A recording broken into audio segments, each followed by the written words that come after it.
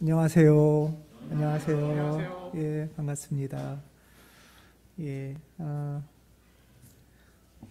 오늘은 그 열린 강단입니다. 오늘 열린 강단 7월 마지막 주에 열린 강단으로 정찬용 목사님. 오늘 정찬용 목사님이 어떤 분이신지는 아마 말씀을 나눠주시면서 아마 스스로 소개를 해주실 거라고 봅니다. 예. 오늘 열린 강단의 정찬용 목사님 이렇게 모시고 배추 흰나비를 위하여 라는 제목으로 이렇게 말씀 나눠주십니다. 박수로 모시겠습니다.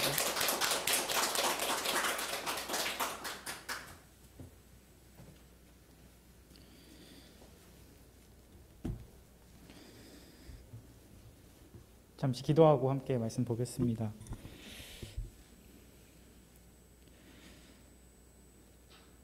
오 하나님, 이 시간 당신의 영을 보내주시옵소서.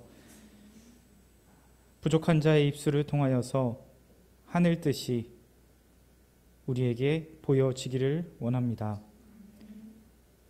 주 성령으로 함께 해 주시옵소서. 우리 주 예수 그리스도의 이름으로 기도드립니다. 아멘.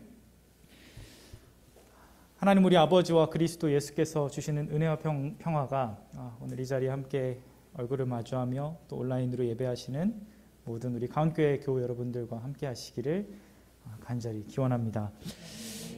먼저 인사드리겠습니다. 안녕하십니까. 저는 정찬용이라는 사람이고요.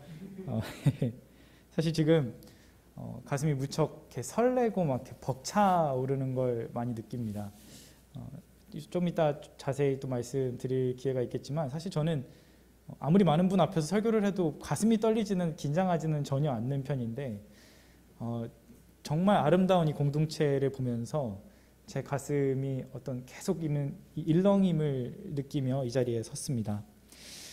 저는 11년 전에 한신대에서 한참 신학을 공부하던 시절에 오세영 목사님께서 한국교회사라는 과목을 강의하시면서 그때 이 오 목사님과 가온교회를 처음 알게 되었습니다. 약 1년 뒤에 여러분이 모두 아시는 김세별 목사를 이곳에 반주자로 추천하여 사실상 가도록 압력을 넣은 당사자이기도 합니다. 저는 2017년 3월에 목사 안수를 받았고요. 그 다음 4월부터는 사진을 일부러 잠깐 준비를 해왔는데 17년 4월부터 지난달 6월 말까지 약 5년간 육군에서 군종 목사라는 직책으로 있다가 막 이제 따끈따끈하게 전역한 민간인입니다. 또 사진에서 보시는 것처럼 제가 군 생활하는 동안에 군에 입대한 지 얼마 안 돼서 김세별 목사와 오랜 연애 기간을 청산하고 이제 결혼을 하게 되기도 했고요. 또 뒤에 유아실에 함께 앉아 있지만 세상 그 누구보다 아름다운 저희 아들도 또 선물로 받았습니다. 다시 한번 김세별 목사님인 줄 알았어요. 네, 둘이 비슷한 걸로 하겠습니다. 다시 한번 오늘 이 자리에 저희 가정을 초대해 주셔서 진심으로 감사합니다.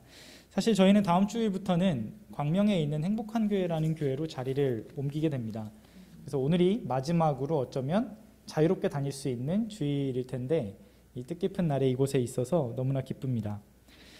그곳에서 제 아내 김세별 목사는 전임 교역자 부목사로 생활할 예정이고 저는 주부가 될 예정입니다. 네. 뭔가 사연이 있을 것 같지 않으신가요? 보통 이제 많은 분들은 뭔가 거꾸로 된 것 같다. 저희 작은 어머니가 어저께 전화를 하셔서 그 말씀을 드렸을 때 야, 찬용아 뭔가 거꾸로 된 거 아니야? 보통은 남자가 목회를 하고 주부는 여자들이 할 법한데 보통의 이제 어른들이 생각하시는 부분이겠죠. 뭔가 사연이 있기는 합니다. 이 부분은 이 시간 말미에 조금 더 나눌 수 있을 거라 생각합니다. 모쪼록 원래 여러분은 오늘 김세별 목사의 목소리를 듣고자 희망하셨겠지만 이 예비 주부의 입술을 통해서 하늘의 뜻이 펼쳐지고 또 우리 머리에는 깨달음을 더하시고 우리의 가슴은 따뜻하게 하시는 그 성령님의 역사가 임하시기를 다시 한번 소망합니다. 무슨 말씀을 나누어야 하나 사실 굉장히 많이 고민했습니다. 고민하던 중에 오늘 이 시간이 가온교회의 열린 강단이라는 사실을 알게 되었습니다. 열린강단이 가지는 취지와 목적이 무엇일까? 되게 뛰어난 통찰력을 가진 시사평론가의 말이나 또는 학문적 깊이를 가진 어떤 신학 박사의 이야기나 또는 유려한 문장을 구사하는 문학가의 이야기가 아니라 제 생각이지만 가온교회가 열린강단을 만들어 놓은 것은 가온교회 바깥에서 살고 있는 어떤 사람들의 이야기, 그 사람의 이야기를 통해서 거기서 일하시는 하나님의 모습, 그리고 유추해 보건대 마찬가지로 이 가온교회 공동체가 얻을 수 있는 하나님의 뜻이 어디 있는지를 듣기 위함이 아닐까, 그래서 강단을 열어놓으신 것이 아닐까라는 제 생각이 있었습니다. 그래서 저는 그냥 저희 삶의 이야기를 조금 하려고 합니다. 저와 제 아내 김세별 목사의 삶입니다. 하나는 제가 아직 제 정체성에서 완전히 떼내지 못한, 제 머리를 봐서도 아직은 군인인지 헷갈려 하시는 분들이 있는데 제 정체성에 아직은 다 벗어나지 못했겠죠. 군목의 이야기, 그리고 제 아내와 저는 둘 다 목사다 보니까 청년 목사라는 사람들의 현실에 대해서도 이야기 들려드리고자 합니다. 아마 꽤 매운맛이 섞여 있을 수 있으니까 안전벨트 꽉 매시고 정신 단디 차리시고 들어주시면 좋겠습니다. 여러분 혹시 군목이라고 하면 어떤 존재로 이렇게 이해를 가지고 계신지요? 가장 유명한 아마 부분은 초코파이로 병사들을 홀려서 교회로 이끌어들이고 그렇게 세례를 주고선 기독교인 신자를 늘렸다라고 자부심을 가져하는 사람이라고 가장 널리 알려져 있습니다. 하지만 지금 군대에서 초코파이의 위상은요, 지금 여러분한테 초코파이가 가지고 있는 위상 딱 그 이상 그 이하도 아닙니다. 절대 아닙니다. 딱 그 정도인데요. 저도 사실은 잘 먹지는 않습니다. 제가 구구절절 얘기하기는 필요하지 않겠지만 예전에 비해서 훨씬 복무 여건이 개선된 것도 사실이기 때문이죠. 여러분이 많이 보시는 01년생, 02년생 이런 젊은 청년들이 초코파이를 준다고 해서 과연 그들의 마음이 어떻게 움직일까요? 전혀 그렇지 않습니다. 군대라고 해도 다르지 않습니다. 그렇다면 이 초코파이라는 전무후무한 어마어마한 무기를 잃어버린 군목은 지금 뭐 하는 사람들이고 왜 있어야 하는 존재, 뭘 위해 존재하는 사람들이라 생각하시는지 한번 생각해 보시길 권합니다. 제가 2017년도에 군에 입대했는데 딱 1년 전에 제 친구, 신학교 동기에게 이런 이야기를 들은 적이 있습니다. 그 당시 이 친구는 늦은 나이에, 대학원생의 나이에 군에 입대해서 병사로 생활하다가 첫 휴가를 나온 상태였습니다. 야, 찬용아, 너 그냥 군목 가지 마. 너는 좀 듣기 거북할 수도 있는데 난 솔직히 군목이 왜 있는지 모르겠다. 우리 부대에도 군목이 있긴 한데 얼굴도 별로 안 보이고 뭐 하는 사람인지 모르겠어. 그리고 군목 뭐 어차피 전쟁 나면 사람 죽이라고 떠들고 다닐 거 아니야. 기독교의 가치하고 하나도 안 맞고, 그래서 좀 뭐랄까 별로 필요 없는 존재 같고 나는 그냥 군목들이 다 없어지는 게 좋을 것 같아 라고 하더라고요. 사실 이 친구가요, 저랑 같이 군목 시험 준비하고 시험도 봤던 친구입니다. 근데 정작 이 친구가 이런 말을 하는 걸 보고서 본인이 군에 가보니까 군목이란 이런 존재더라고 냉소적으로 이야기하는 걸 들은 제 마음이 어땠을까요?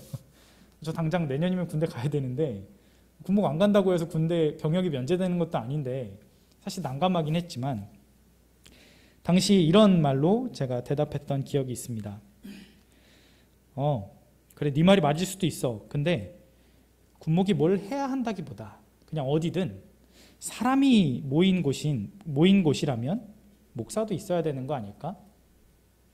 물론 없는 이만 못한 사람이 목사랍시고서 설치고 있을지도 모르지만 원칙적으로는 누구에게나 돌봄이 필요하고 특히 우리는 기독교적인 돌봄이 가장 바르고 선하다, 그리고 어디에나 필요하다고 믿는 사람이잖아.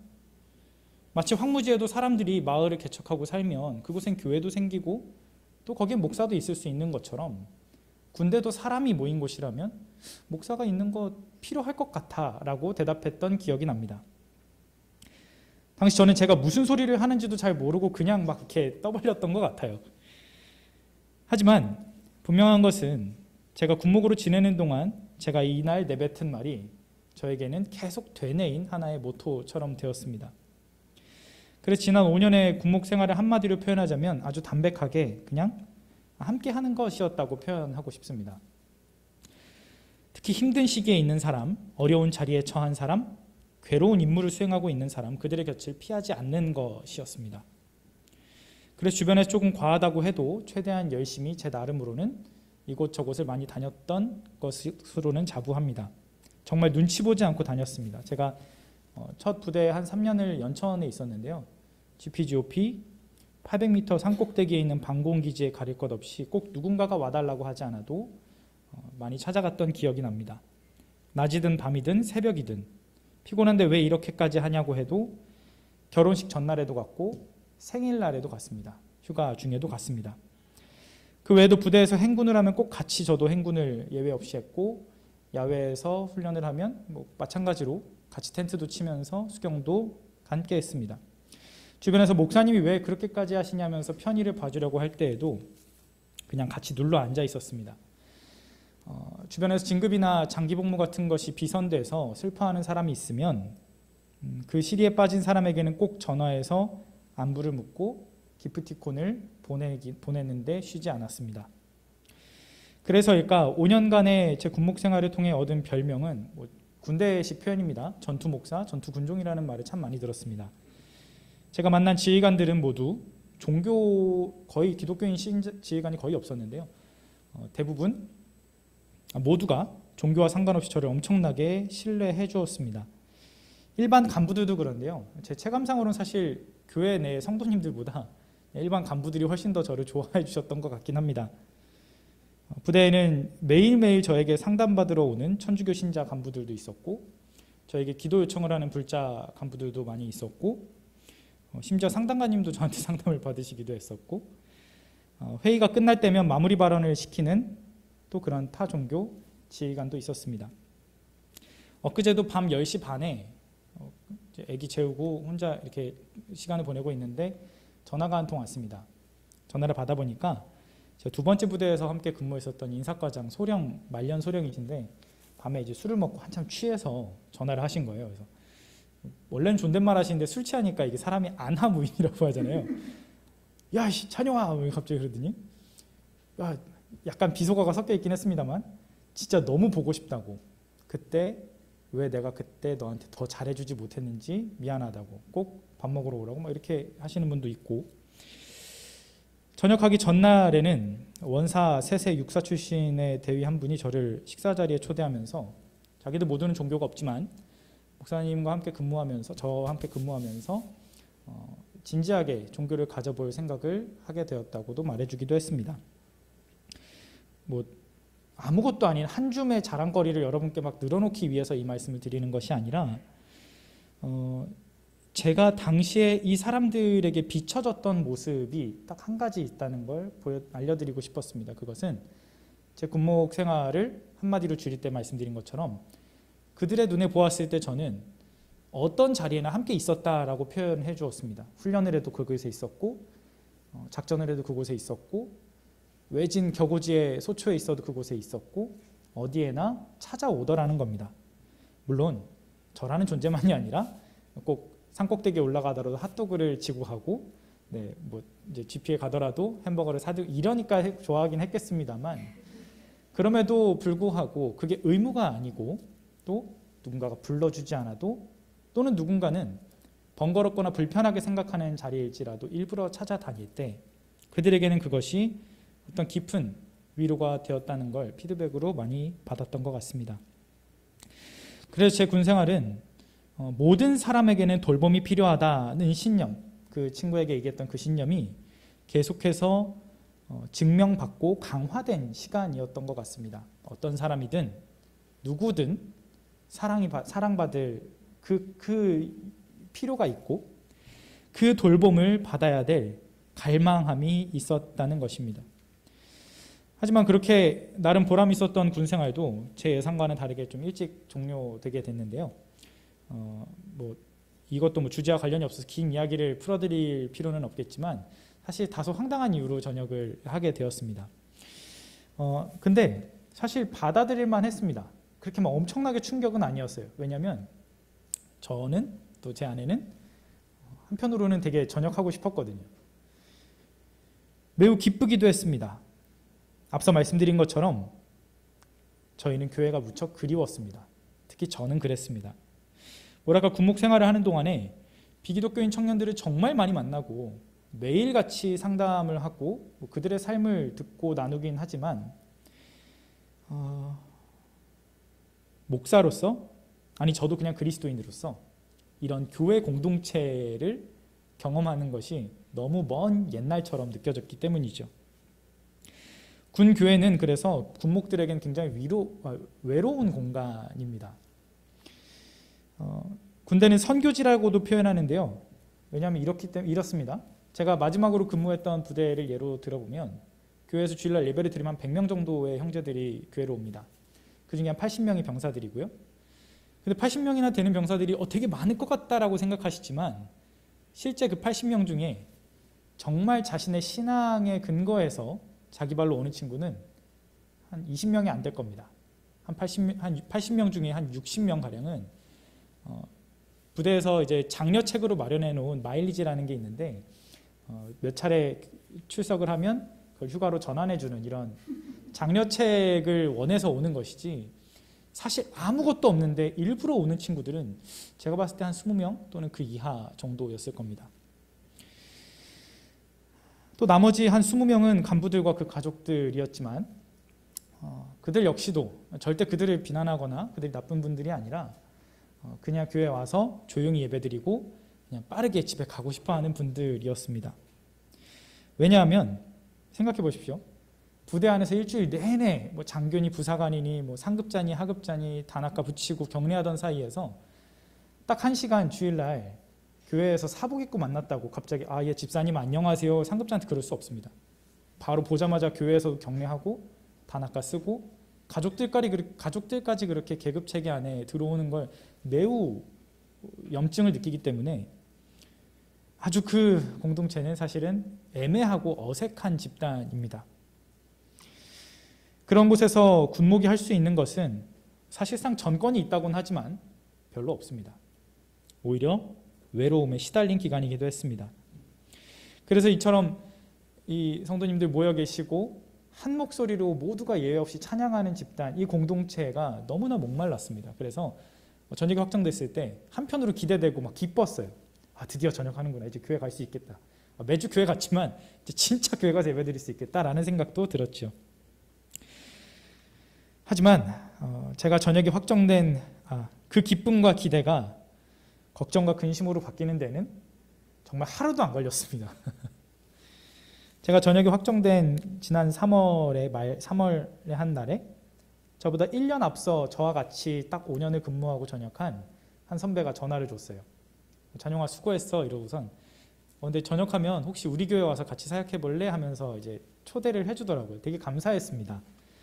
근데 다 좋은데 뭔가 미안한 게 있대요. 그래서 뭔데요? 했더니 다 좋지만 사실 우리 교회가 사례비가 좀 많이 적게 책정돼 있어서 아마 교회에서 사역하는 걸로는 세 사람 생활하기엔 좀 빠듯할 수도 있어 라고 하더라고요. 제가 직접적으로 물어봤어요. 얼마 주는데요? 너 지금 받는 월급 나도 작년에 딱 받았으니까 정확히 아는데 그거 절반이 좀 안 된다고 보면 돼 라고 표현해 주더라고요. 구체적인 액수를 들어보니까 절반도 절대 안 됐습니다. 조금 더 구체적으로 한 가지 사례를 한번 말씀드려 보겠습니다. 제가 저희 아내와 더불어서 민간에 지금 청년 목사들이 갈 수 있는 한 임지의 사역 조건을 알아보았는데, 이 교회는 근무 시간이 주 6일이고요.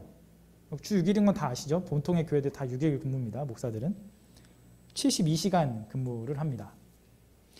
근데 사례비는 200만 원 정도입니다.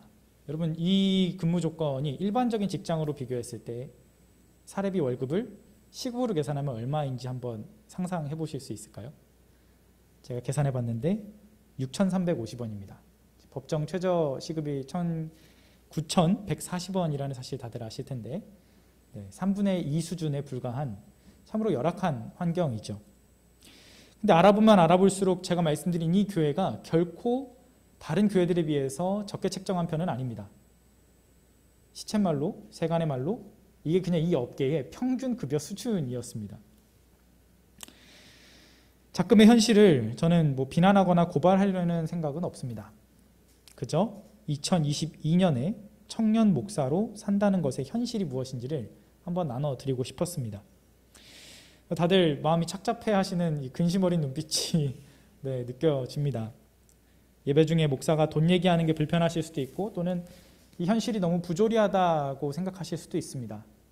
근데요, 저랑 저 뒤에 앉아있는 제 아내, 저희는 오죽했을까요? 저희는 당사자잖아요. 한동안 좀 우울했습니다.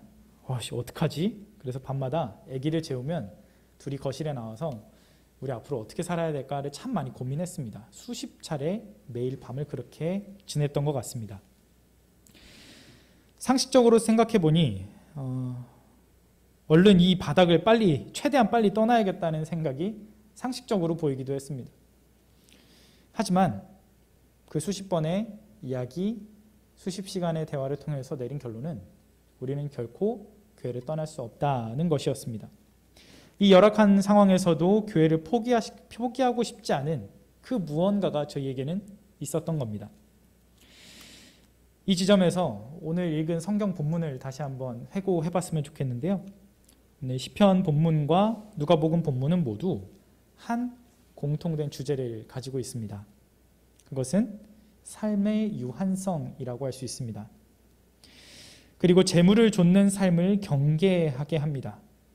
특별히 시편 본문은 우리가 아무리 부자여도 자기 생명에 대해 값을 치를 수는 없다고 7에서 8절에서 말하고 있고, 10절 어리석은 자나 지혜로운 자나 부자나 빈자나 모두 죽음을 피할 수 없다고 말합니다. 그래서 제 아무리 생전에 아무리 땅을 많이 이름을 새겨 넣어도 영원한 집은 무덤 하나뿐이다 라고 조소를 날리기도 합니다. 누가복음 본문도 마찬가지인데요. 본문에서 예수께서는 한 비유를 들고 계십니다. 수확을 많이 거둔 이가 자기 곡간을 더 크게 짓고 거기에 곡식을 쌓아두고선 남은 여생을 편안히 즐기고자 하지만 하나님이 그의 생명을 취하실 수 있다는 것을 엄격하게 선언하고 계십니다. 이 본문을 통해서 저는 오늘 이 시간 여러분과 함께 나누고 싶은 명제 첫 번째는 말씀이 하고 있는 그 이야기 그대로 우리의 삶이 유한하다라는 것입니다. 성서는 우리의 삶이 유한하다는 것을 곳곳에서 일깨워주고 있습니다. 우리가 우리의 삶의 유한성을 외면하지 말고 직시하라고 누누이 초대합니다. 이를 통해 우리는 오히려 유한한 우리의 삶이 더 잘 윤택하게 돌보아져야 한다는 사실을 또한 깨닫게 됩니다. 이 말은 곧 자본이라는 이름에 대다수 수렴되는 오늘날의 여러 욕망들에 대항할 수 있는 거룩한 힘이 무엇인가에 대해 생각하게 한다는 것입니다. 그게 성서에서 이야기하는 기독교에서 흔히 말하는 어쩌면 사랑이라는 말로도 치환될 수 있겠죠. 10년 전에 제가 오 목사님 수업을 들을 때 들었던 이야기가 아직도 계속 기억에 남는 한 문구가 있습니다. 문구? 하나의 이야기입니다. 조금 왜곡이 있더라도 원작자 앞에서 왜곡이 있더라도 대충 이런 이야기다만 알아주십시오. 오늘날 자본주의 시스템에서는 손님이 왕입니다. 자본을 지불하는 소비자가 곧 갑입니다. 이것은 상식입니다. 그런데 우리가 몸담은 교회는 어떤 공동체입니까? 성도들이, 구성원들이 자기 돈으로 헌금하여 소비자이지만 자기 시간도 쓰고 동시에 몸으로 봉사도 합니다. 세상에서 하는 다른 어떤 취미활동이나 봉사활동과는 다르게 이 신앙 공동체는 별 보상을 바라지도 않습니다. 그런 면에서 볼 때 교회는 아주 비상식적이지만 또 독특한 집단입니다 라는 이야기를 해주셨던 기억이 여전히 10년이 지난 지금도 납니다. 아마 가온교회 성도님들은 저보다 이 이야기를 더 일찍 들으시고 더 많이 들으시고 더 깊이 고민하시고 이해를 가지고 계시겠지만 다시 한번 이 사실을 우리에게서 깊이 한번 묵상해보면 좋겠습니다. 교회는 세상의 가치, 즉 경제적 이해관계를 떠나서 사랑이라는 동기만으로 모이는 어쩌면 가족 이외에는 유일한 세상의 희망 공동체인지 모르겠습니다. 교회는 삶의 유한성을 직면하게 하고 그 유한성을 잘 돌보며 우리가 이 세상에 어떤 잘못된 것에 대항할 수 있는 방법으로 사랑이라는 아주 거룩한 무기를 우리에게 가르치고 또 연습해 보게 하는 좋은 장이라고 할 수 있습니다. 죄송합니다. 제가 지금 설교를 뭔가 되게 많이 이제 아이패드로 원고를 보고 있었는데 많이 건너뛴 것 같은데 조금 더 보충해서 말씀드리겠습니다.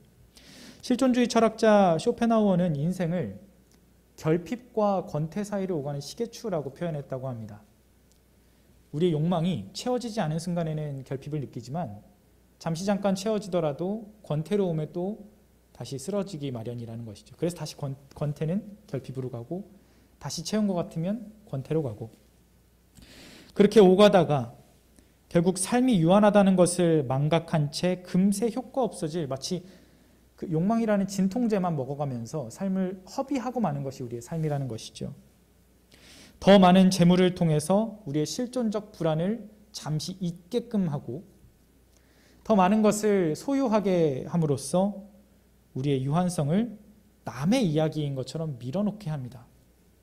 제가 군에서 젊은 청년들을 많이 봤지만 저도 청년이긴 하지만 사실 요즘 청년들은 자신의 청춘이 영원할 것이라고 생각합니다. 저도 그렇고 나중의 미래를 또는 우리의 삶의 너머의 것을 잘 생각하지 못하는 경우도 많이 있습니다. 그래서 저는 교회가 필요하다라고 생각했습니다. 앞서 말씀드린 것처럼 성서는 우리 삶이 유한하다는 것을 일깨워주는 아주 좋은 선생님입니다. 성서는 우리가 우리 삶의 유한성을 외면하지 말고 직시하라고 계속해서 이야기합니다. 이를 통해 우리는 유한한 삶의 가치를 더 잘 들여다보고 아까 말씀드린 기독교의 이 사랑을 더 연습해 볼 공간이 필요합니다. 이 사랑이라는 걸 가르쳐주고 온전하게 맛보게 해주는 그 공동체가 필요한데 저는 그것이 단연교회라고 의심치 않습니다. 아까 말씀드린 오 목사님께서 10년 전에 수업 시간에 말씀해 주신 바로 그 이야기가 맥을 같이 한다고 생각합니다. 마지막으로 저는 가온교회가 그래서 그 세상의 수많은 집단, 심지어는 세상에 수많이 존재하는 그 여러 교회들 중에서도 이 본질의 이 교회의 본래 역할에 더 충실하고 잘 감당하는 공동체가 되었으면 좋겠습니다. 조금 더 구체적으로 말하자면 아까 교독으로 읽은 본문도 사실 오늘 함께 공동성서점과에서 제공된 세트 본문인데요. 교회의 모습, 골로새서 본문에서 바울 사도가 그 골로새 교회에 했던 권면이 이 가온교회에서만큼은 현실이 되었으면 좋겠습니다. 서로 용납하고 모든 것에 사랑을 더하시는 분들, 그리스도의 평화가 우리의 마음을 지배하게 하는 사람들의 모임, 감사하고 찬양하는 것이 어색하지 않은 이 집단. 말씀을 정리하겠습니다. 오늘 설교의 제목에는 사실 배추인납이라는 것이 등장했는데 왜 뭐 이런 얘기 하나도 안 하지라는 혹시 수준 높은 고민을 하고 계신 분이 계실지 모르겠습니다. 혹시 배추벌레는 여러분 배추벌레 아십니까? 화면에는 오른쪽 위에 있는 게 배추벌레입니다. 아마 시골에서 사신 분들은 배추벌레를 잘 아실 겁니다. 농부들에게는 엄청난 재앙과 같은 해충입니다. 모든 걸 다 갉아먹고 줄기까지 다 먹어치우는 엄청난 식성 때문에 농작물에 피해를 많이 주는 벌레로 유명합니다. 그런데 이 배추벌레가 이 애벌레의 시기 약 3주 정도 되는데 이 시기를 지나서 번데기가 되고 그 번데기의 기간을 거치면 다들 아시다시피 배추 흰나비가 됩니다. 배추 흰나비가 되면 어떻게 될까요?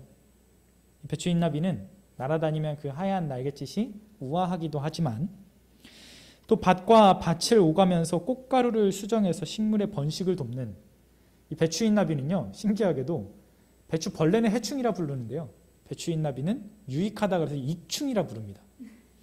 뭔가 아이러니하죠. 똑같은 존재인데 한 단계 뭐 이렇게 벗어나고 나면 그 다음부터는 사람들이 너무 좋아하는 예쁘고 유익한 곤충으로 생각한다는 것이죠. 저희 부부의 모습이 사실 저는 번데기로 소개하고 싶었습니다. 이 부분도 말하자면 길어지니까 간단하게만 말씀드리면, 현실적으로 저희가 그래서 밤마다 막 계속 고민했는데 결론적으로 저는 다음 9월부터 교육대학원에 다닐 예정입니다. 결심하고 마음먹은 지 얼마 안 돼서 사실 준비도 얼마 못하고 지원한 학교에 얼마 전에 덜컥 추가 합격을 하는 바람에 진학을 하기로 결심했습니다. 9월부터는 전문 상담교사가 되기 위해서 공부를 할 예정이고요. 그렇지만 이게 목회를 그만둔다는 건 절대 아닙니다. 앞서 말씀드린 것처럼 오히려 저희는 마치 나비가 되어서 더 넓게 날고자 또 더 멀리 가보고 싶어서 일부러 고치를 만들고 저희를 그 안에 스스로 가두는 잠시 쉬어가는 기간처럼, 사실 김세별 목사는 절대 쉬지 못하겠지만 저희 가정으로서는 그런 기간으로 삼으려고 합니다. 가온교회는 어떤 시기이신가요? 저는 제가 그냥 개인적으로 생각하기에 가온교회는 지금 번데기와 나비 사이 그 어딘가라고 생각합니다. 어쩌면 번데기도 벗었는데 바로 번데기를 벗자마자 나비가 날지 못하죠. 이 날개가 젖어 있어서 엉겨붙어 있어서 이걸 펼치려고 말리는 시간이 필요합니다. 저는 이 가온교회가 지금 이 시점이라 그 시점이 아닌가라는 생각을 합니다. 이제 곧 젖은 날개가 마르면 훨훨 날아갈 준비를 하셔야 되는데 그 기간을 지금까지는 잘 버텨오셨다고 생각합니다. 새 처소의 자리도 잘 잡으신 것 같고, 또 코로나라는 전무후무한 이 교회로서는 정말 큰 아픔도 어느 정도 넘겼습니다. 저는 가온교회가 이제 이 땅의 많은 사람들에게, 특히 방향을 잃은 채 살아가는 이 땅의 수많은 젊은이들에게도 삶의 유한성을 잊어버리라고 하는 게 아니라 오히려 직면시켜 줄 수 있는 그런 튼튼한 교회가 되었으면 좋겠습니다.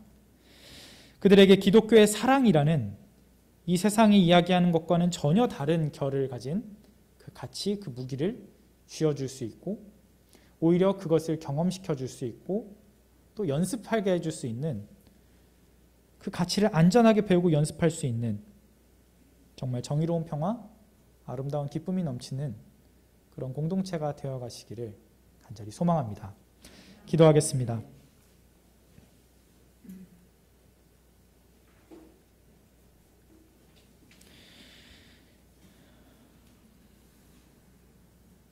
존귀하신 아버지 하나님,